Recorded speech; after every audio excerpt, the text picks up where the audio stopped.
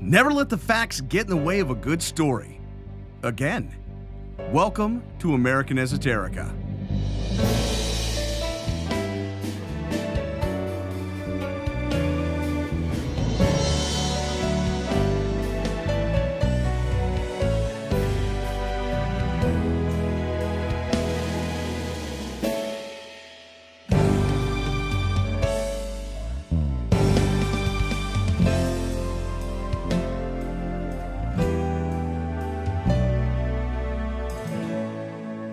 If history class gives you the fitted sheet, this is the YouTube video explaining how to fold it.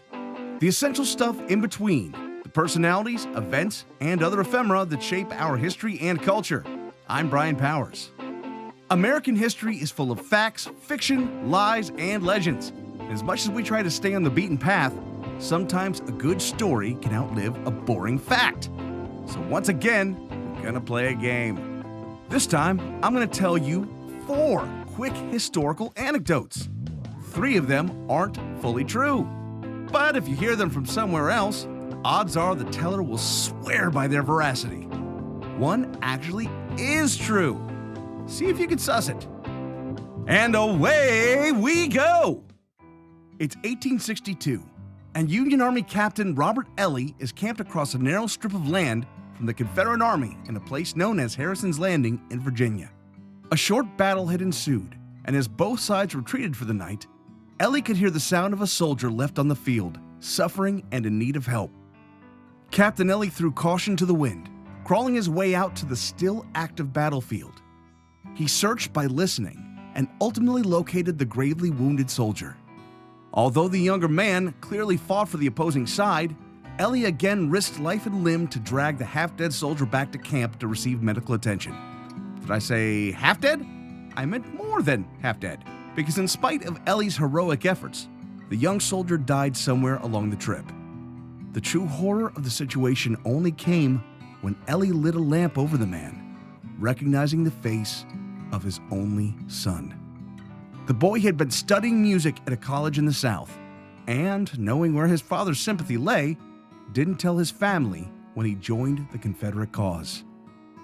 Ely insisted on a military burial for his son, and his unit partially agreed, providing him with only a single musician to pay tribute. Captain Ely gave that musician, a bugler, the scrap of paper that he found in his son's pocket. Just a few notes scrawled in his son's hand, apparently composed by the young man. The bugler obliged, playing the solemn music over the dead soldier's grave. That solemn song would come to be named Taps, and continues to be played at every American military funeral ever since. Here's a classic joke. What do Winnie the Pooh and John the Baptist have in common? Give up? They have the same middle name. The same is true for a couple of presidents of the United States, Ulysses S. Grant and Harry S. Truman. They both have the same middle name, S. Yep, that's it. Not a name. Just a letter that doesn't mean anything. And this was not just one president, but 2 with the same letter. What are the odds? Not even an orator as gifted as President John F. Kennedy gets them right 100% of the time. But it was on a trip to Germany where he made his most famous flub. He was attempting to show his solidarity with the people of Berlin, proudly proclaiming, "Ich bin ein Berliner." Much to his subsequent dismay, however, the line got a laugh from the German crowd. It turns out that the literal translation is along the lines of "I am a Berliner," which would have been fine if that's how residents of Berlin referred to themselves. But it wasn't.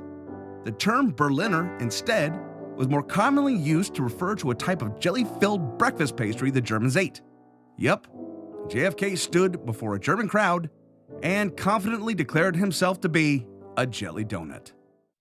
It was Christmas night of 1776, and young Jocko Graves, a 12-year-old African-American, wanted to join George Washington in bringing the fight to the British across the Delaware River. Accounts vary. He may have been free, or he may have been an enslaved groomsman to General Washington. Either way, Washington needed someone to stay behind and keep the horses warm for their return trip.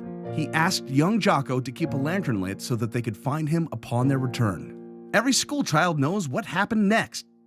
Washington and his band of merry men crossed the Delaware, posed heroically, caught British and Hessian soldiers celebrating Christmas unawares like a bunch of idiots, and after stealing even their last can of hoo-hash, returned home twice as masculine with a belt full of Hessian pelts. In the bitter chill of the snowfall, they followed the lamplight of the ever-faithful Jocko, who had weathered the bitterly cold night with their horses lashed to him for good measure. Except that Jocko hadn't survived. He was frozen in place, never dropping his lamp, even in death.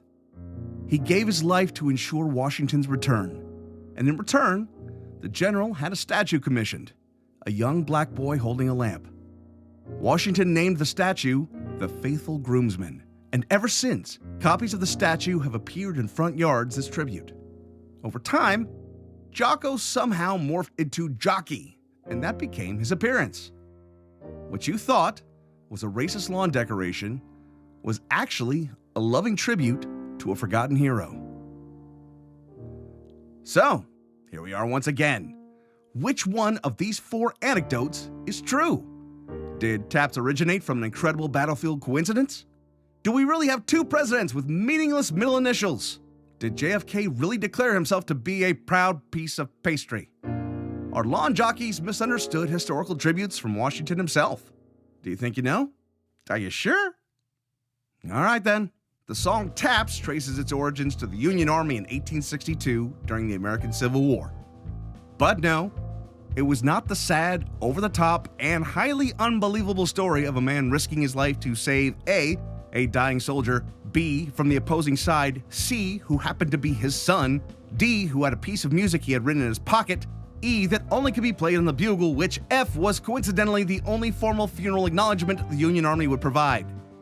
This show is no stranger to highly unbelievable coincidence, sure, but this one stretched credibility to the breaking point. General Daniel Butterfield wanted something a little more solemn to be played for lights out, so he and his bugler, Oliver Wilcox Norton, overhauled another classic bugle call, Tattoo, into what we now know as taps. Don't believe everything you read on Facebook, people.